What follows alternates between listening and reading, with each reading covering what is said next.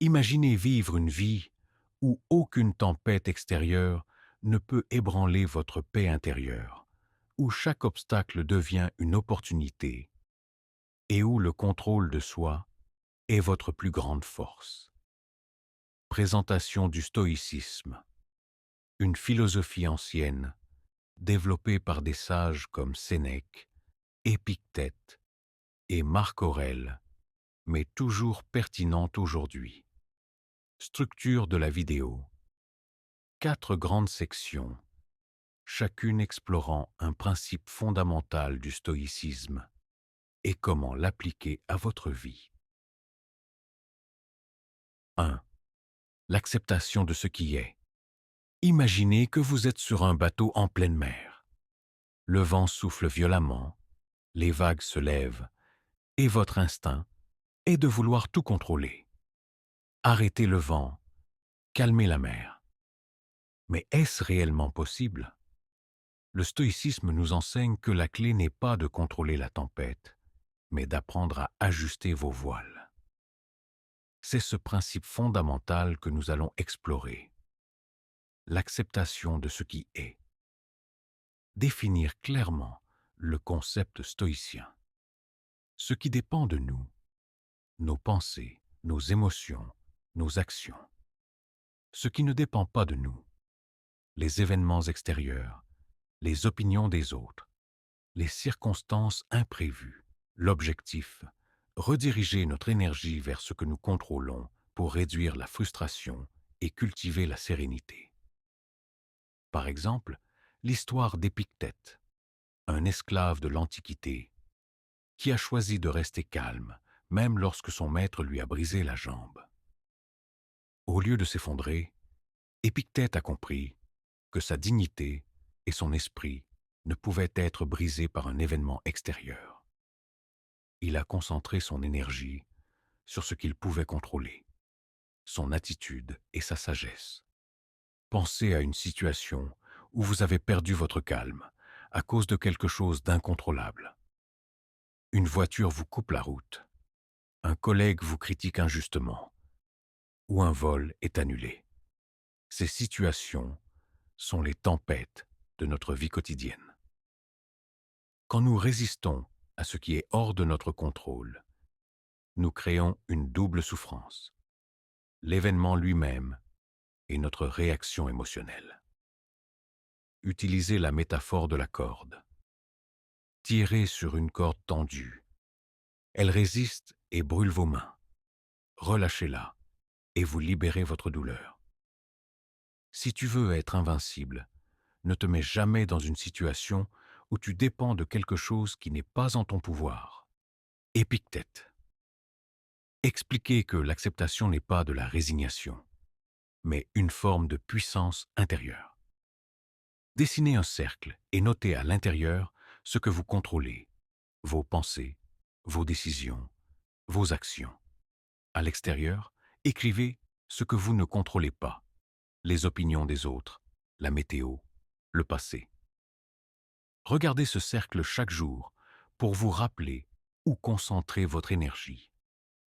Avant de réagir à une situation stressante, prenez 3 grandes respirations et posez-vous 2 questions. Est-ce sous mon contrôle? Quelle est la meilleure réponse en accord avec mes valeurs? Accepter ce qui est ne signifie pas abandonner. Cela signifie reprendre le pouvoir sur ce qui compte vraiment, votre esprit, votre cœur et vos choix. La paix intérieure n'est pas l'absence de tempête, mais la capacité de rester calme au cœur du chaos. Terminez sur une invitation. Pour cette semaine, choisissez une situation stressante et pratiquez l'acceptation. Vous verrez que la paix est toujours à portée de main, dès que vous cessez de lutter contre l'incontrôlable. 2. Cultivez la résilience. Face aux obstacles. La vie est pleine d'obstacles, des imprévus qui nous testent, nous mettent à l'épreuve et parfois nous brisent.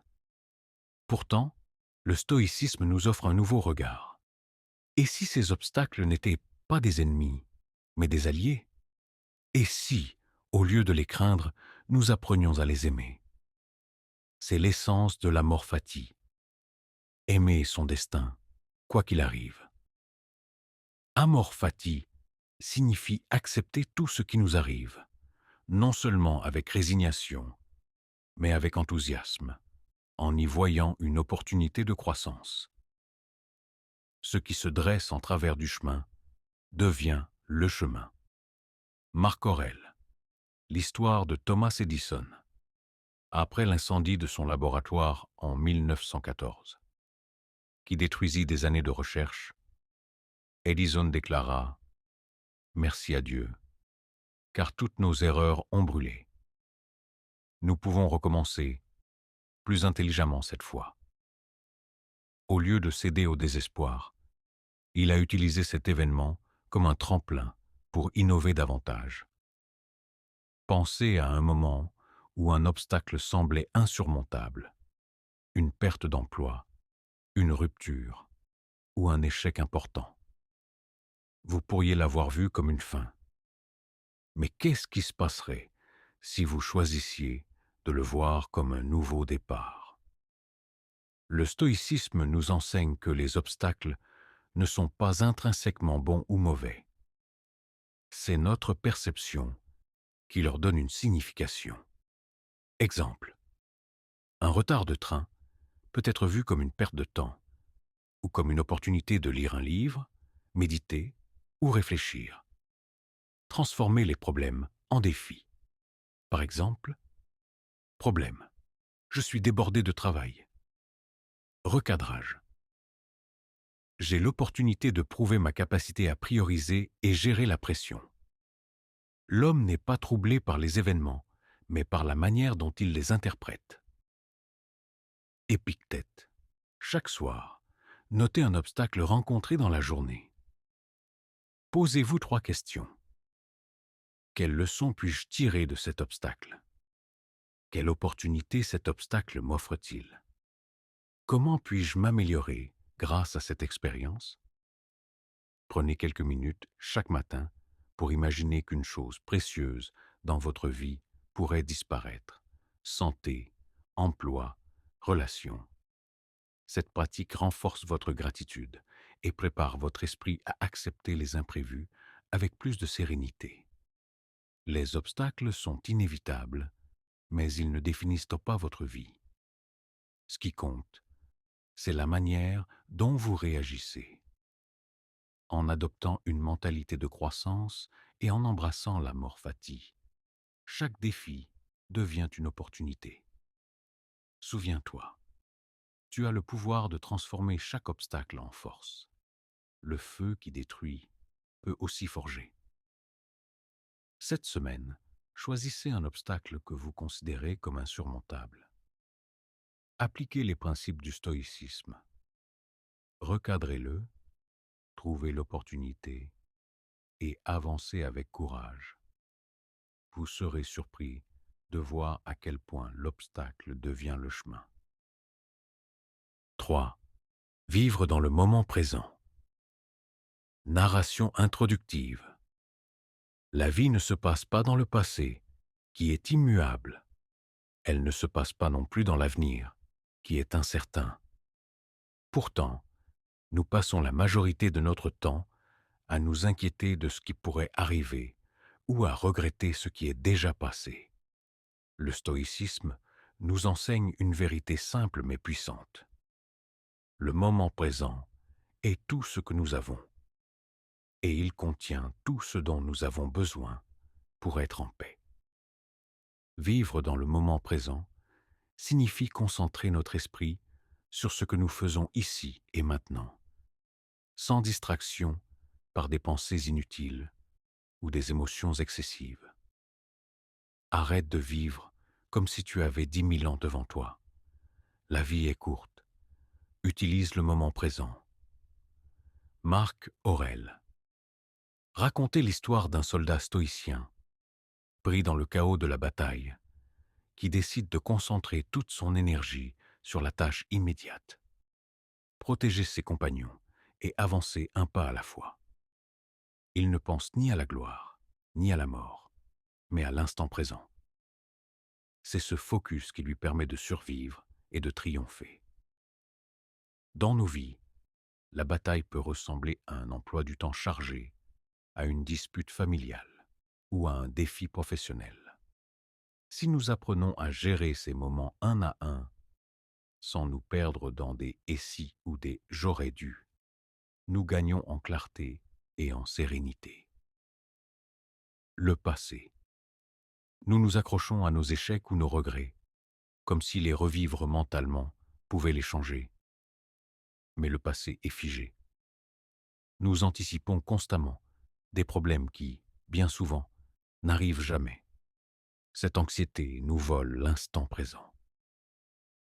Tout ce que vous pouvez changer ou influencer se passe maintenant.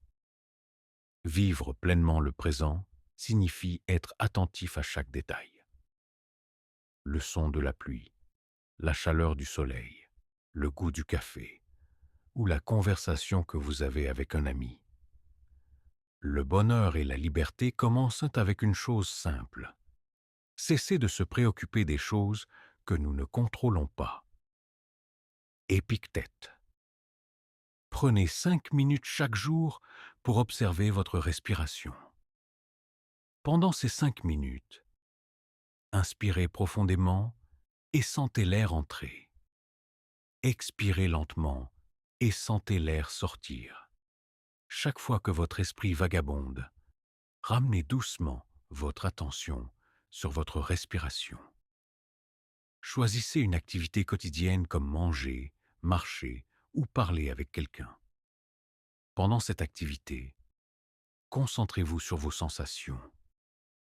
Remarquez les détails que vous auriez peut-être ignorés. Évitez les distractions, comme regarder votre téléphone ou penser à autre chose. Le passé ne peut être changé, l'avenir est hors de notre contrôle, mais le moment présent est un trésor qui attend d'être pleinement vécu. En embrassant chaque instant avec attention et intention, nous réduisons l'anxiété, augmentons notre gratitude et découvrons la beauté de la vie. La vie est une succession d'instants. Perds l'instant et tu perds la vie. Marc Aurèle. Pour cette semaine, choisissez un moment chaque jour pour pratiquer la pleine présence. Observez vos pensées, concentrez-vous sur ce que vous ressentez et expérimentez la sérénité d'être totalement ici et maintenant. Trouvez la vertu comme but ultime.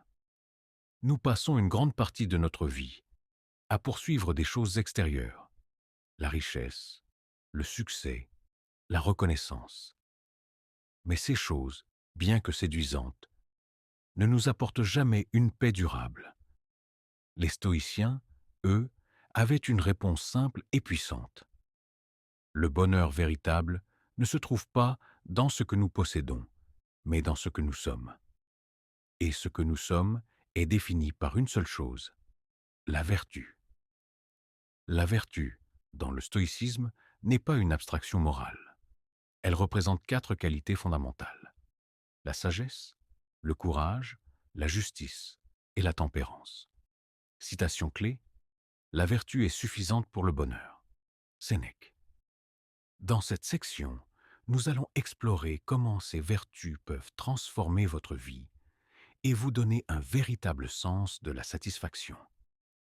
L'histoire de Marc Aurèle, empereur stoïcien, qui, malgré son pouvoir immense, a choisi de vivre avec humilité et intégrité.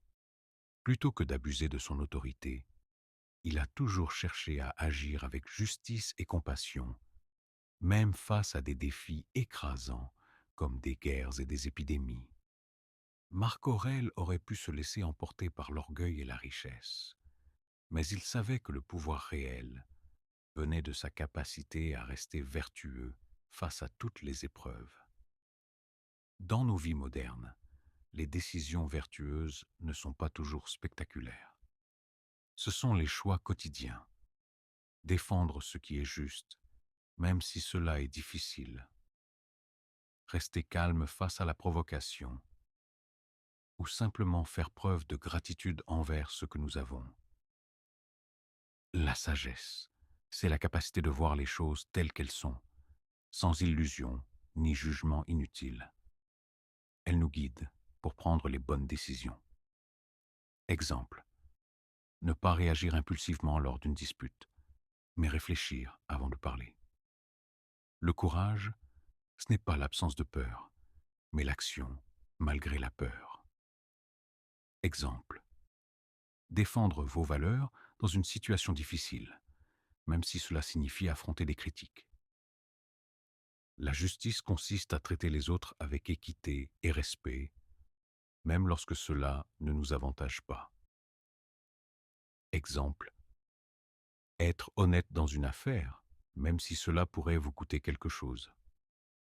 La tempérance, c'est la maîtrise de soi, l'art de ne pas se laisser dominer par nos désirs ou nos impulsions. Exemple, résister à l'envie de se laisser distraire ou de céder à une tentation qui va à l'encontre de nos objectifs. Prenez 10 minutes pour écrire les valeurs qui comptent le plus pour vous. Par exemple, l'honnêteté, la bienveillance, l'humilité. Posez-vous ensuite cette question. Mes actions quotidiennes reflètent-elles ces valeurs? Chaque jour, concentrez-vous sur une des 4 vertus. Lundi, pratiquez la sagesse en observant vos pensées. Mardi, pratiquez le courage en affrontant un défi ou une peur. Mercredi, pratiquez la justice en aidant quelqu'un sans attendre quelque chose en retour. Jeudi, pratiquez la tempérance en disant non à une tentation. Répétez ce cycle chaque semaine. Récapitulation. La vertu est ce qui nous libère des chaînes du monde extérieur. Lorsque vous cherchez la sagesse, faites preuve de courage, agissez avec justice et pratiquez la tempérance. Vous construisez une vie qui ne dépend pas des circonstances extérieures, mais de votre caractère intérieur. Vivez selon la vertu et vous vivrez selon la nature. Épictète. Peu importe qui vous êtes, où vous êtes, ou ce que vous traversez, chaque jour est une nouvelle opportunité d'agir avec vertu et de construire une vie de paix et de force intérieure. Conclusion engageante. Si cette vidéo vous a inspiré à intégrer les principes stoïciens dans votre vie, prenez un moment pour réfléchir à la vertu que vous voulez pratiquer dès aujourd'hui. Et surtout, si vous voulez continuer ce voyage philosophique avec moi, n'oubliez pas de liker cette vidéo pour m'aider à partager cette sagesse avec plus de monde. Et abonnez-vous à la chaîne pour ne manquer aucun contenu futur. Activez également la cloche pour recevoir les notifications. Merci de faire partie de cette communauté qui cherche à devenir meilleure chaque jour. Ensemble, cultivons la vertu et transformons nos vies.